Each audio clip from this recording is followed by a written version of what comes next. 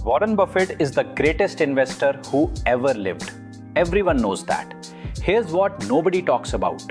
If Buffett had lived a normal life, spent his 20s traveling, found his passion at 30, invested brilliantly, then retired at 60 to play golf like most people do, his net worth today would be $11.9 million, not $84.5 billion. $11.9 million.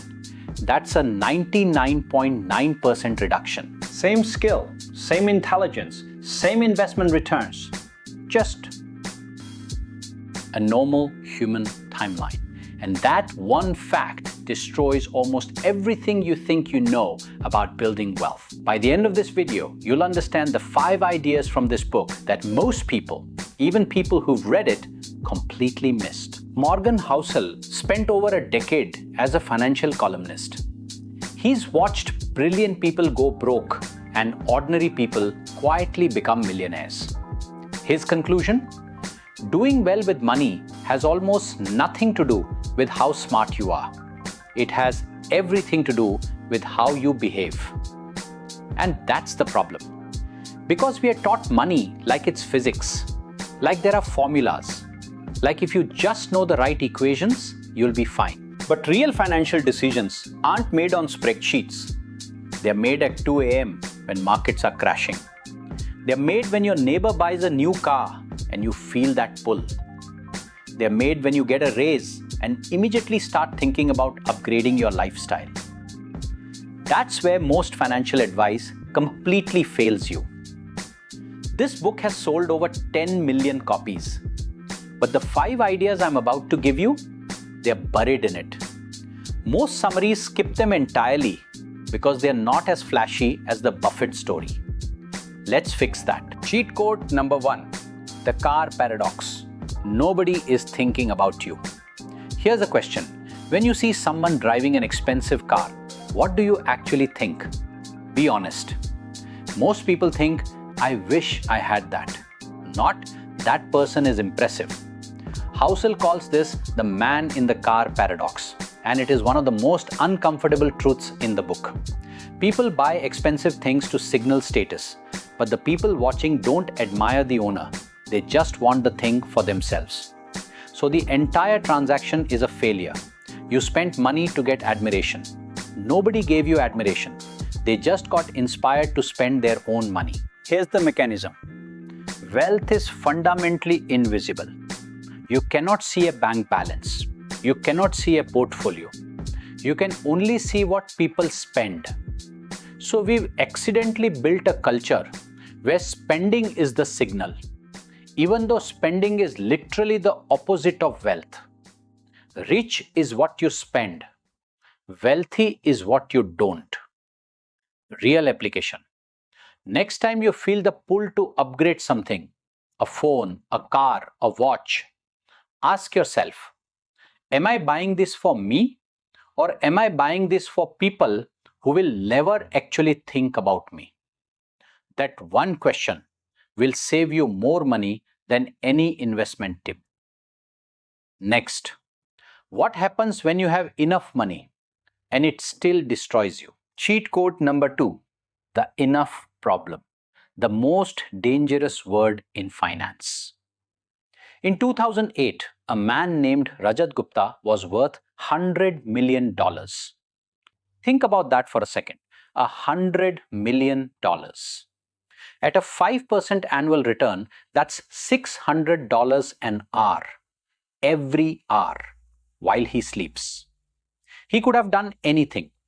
What he wanted was to be a billionaire.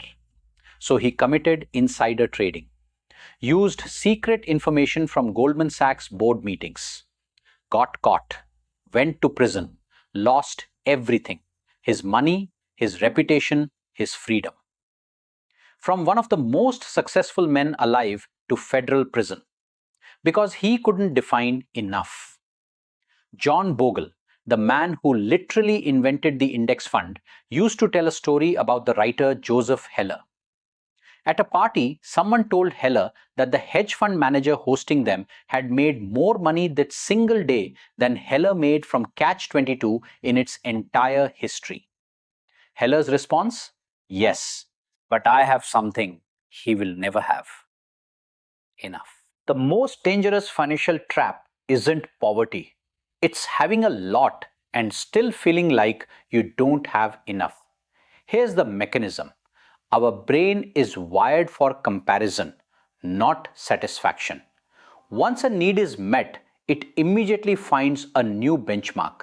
It's called hedonic adaptation. You get the raise, you adjust, you want more. This is not a character flaw, this is biology. The application. Write down your number. What is enough for you? Not a vague financial freedom idea. A specific monthly income, a specific net worth, a specific lifestyle. Define it before you have it. Because once you have it, your brain will move the goalposts automatically unless you've locked them down. Coming up, the counterintuitive reason why being just okay at investing beats being brilliant at it. Cheat code number 3. Survival is the strategy. Getting wealthy versus staying wealthy. There are two skills in finance: getting wealthy and staying wealthy. Almost every piece of financial content you've ever consumed is about the first one. This book is obsessed with the second. Here's the brutal truth. You can be a genius investor and go broke. It happens constantly. Rick Guerin, who was in Warren Buffett and Charlie Munger's original investing group, was brilliant. He made extraordinary returns. Then, in the 1970s market crash, he needed cash. He'd used leverage, borrowed money to invest. He had to sell his Berkshire Hathaway shares to Buffett at rock bottom prices to cover the debt. He never recovered at scale.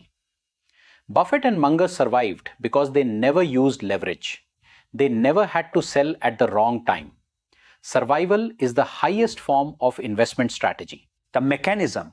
Compounding only works if you stay in the game. Every time you are forced to sell because you borrowed too much, because you panicked, because you took on too much risk, you break the compounding chain. And that chain, once broken, is almost impossible to restart at the same pace. Here's a stat that should stop you cold. Buffett made 99% of his net worth after his 65th birthday. Not because he suddenly got smarter, because he survived long enough for compounding to become violent. Application for Monday morning. Check your risk levels, not your returns, your survival odds. Are you invested in a way that if markets dropped 40% tomorrow, you would not be forced to sell? If the answer is no, that's the first thing to fix. Next, the most underrated superpower in personal finance, and it has nothing to do with investing. Cheat code number 4. Time is the only luxury. What money is actually for. Ask someone what they do with more money. They'll say a bigger house, a nicer car, travel. Housel says the real answer, the one people give when they think harder, is always the same: control over their time. The highest dividend that money pays is not a return percentage. It's the ability to wake up and decide what you do with your day. This sounds obvious, but most people spend money in ways that actively reduce their time control. They buy expensive things that require more work to maintain. They take on debt that forces them into jobs they hate. They upgrade lifestyles the moment income rises. The mechanism.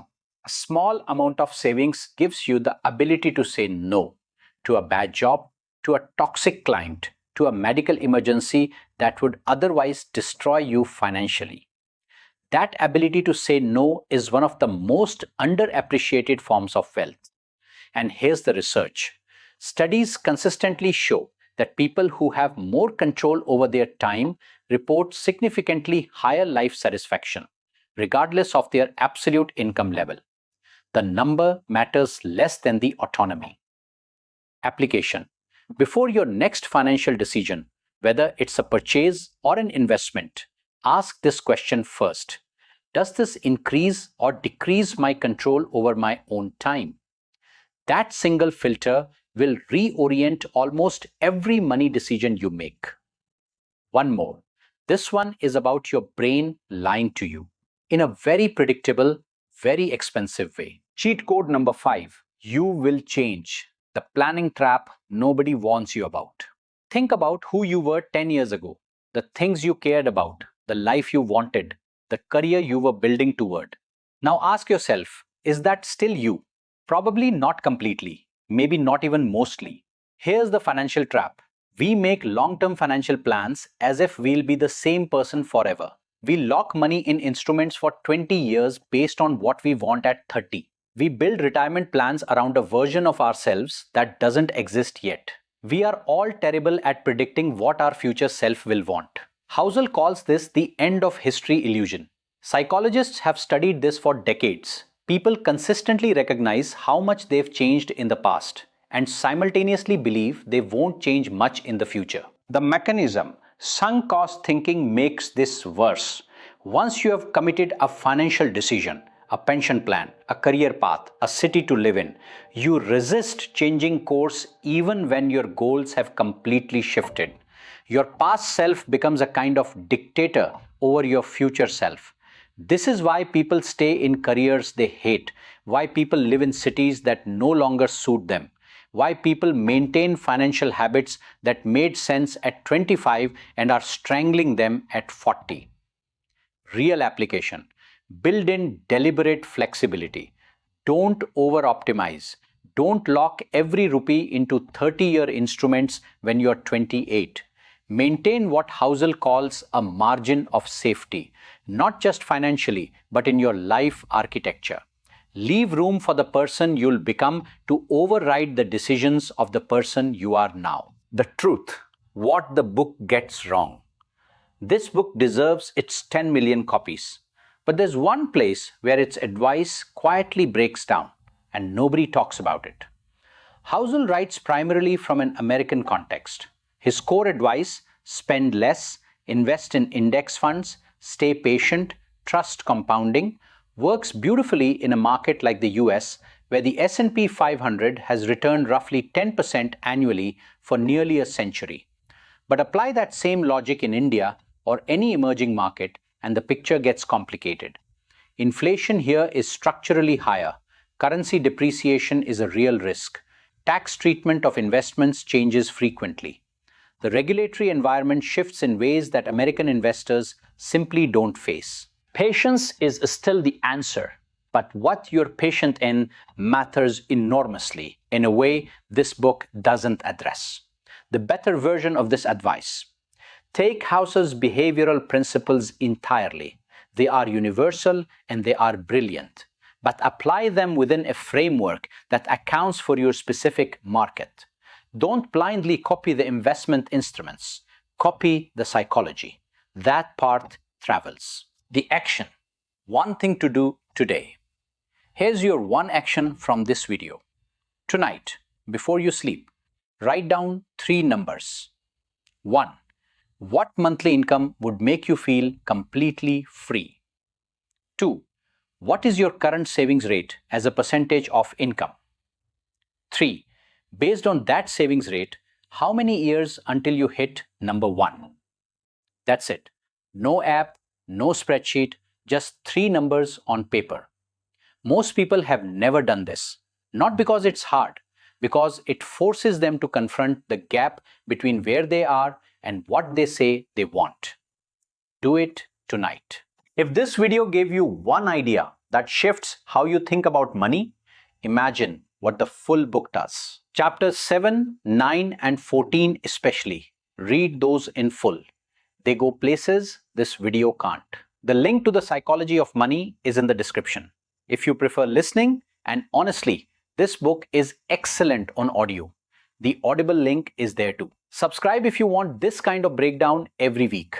No fluff, no motivation quotes, just the ideas that actually move the needle. One cheat code every video. See you next week.